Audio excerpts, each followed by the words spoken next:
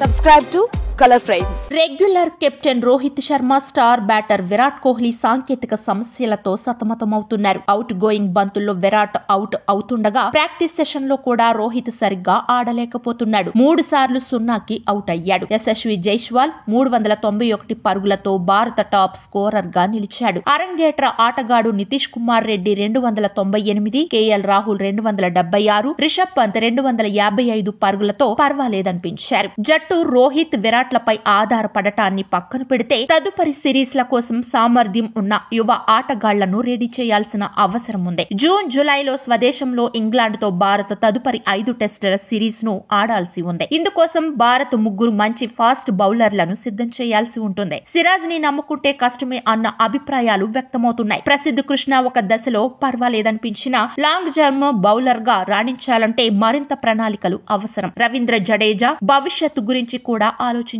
Spinner గా కాకుండా batsmen గా జడ్డు రాణిస్తుండటం జట్టుకు నష్టమే. ఎందుకంటే జడ్డుని ఆల్రౌండర్ పాత్రలో జట్టుకు ఎంపిక చేశారు. వాషింగ్టన్ సుందర్ కూడా మెరుగవ్వాల్సిన అవసరం ఉంది. ఇక జైస్వాల్ కు జట్టును గెలిపించే సమర్థత ఉన్నప్పటికీ యశస్వి నిలకడగా బ్యాటింగ్ చేయాల్సి ఉంటుంది. నితీష్ రెడ్డి బ్యాట్ తో సత్తా చాటాడు, కానీ హార్దిక్ పాండ్యా లాంటి ఆల్ రౌండర్ కావాలంటే వికెట్లపై దృష్టి పెట్టాల్సిందే. ఆస్ట్రేలియా విషయానికి వస్తే ఫ్యాట్ కమిన్స్ ని మెచ్చుకోవాల్సిందే. కమిన్స్ సారథ్యంలో ఆసీస్ 2023లో ప్రపంచ టెస్ట్ ఛాంపియన్షిప్ ను గెలుచుకుంది. గతేడాది వన్డే ప్రపంచ కప్ ను కూడా ఆయన ఆధ్వర్యంలో గెలుచుకుంది. యాషెస్ సిరీస్ లో ఫ్యాట్ కమిన్స్ ను తమ జట్టును ఛాంపియన్ గా నిలబెట్టాడు. తాజాగా 10 ఏళ్ల తర్వాత బోర్డర్ గవస్కర్ ట్రోఫీని ఆస్ట్రేలియా గెలుచుకుంది. గంభీర్ హయాంలో శ్రీలంకలో జరిగిన వన్డే సిరీస్ లో భారత జట్టు 2-0 తేడాతో ఓడిపోయింది. న్యూజిలాండ్ చేతిలో టెస్ట్ సిరీస్ లో స్వదేశంలో 3-0 వైట్ వాష్ చూసింది. స్వదేశంలో భారత జట్టు 46 పరుగులకే ఆల్ అవుట్ కావడం ఆలోచించాల్సిందే. ఇలా 12 ఏళ్ల తర్వాత భారత జట్టు సొంత గడ్డపై టెస్ట్ సిరీస్ ను కోల్పోయింది. ఇప్పుడు గంభీర్ సారథ్యంలో టీమిండియా 10 ఏళ్ల తర్వాత ఆస్ట్రేలియా చేతిలో టెస్ట్ సిరీస్ ఓడిపోయింది. ఈ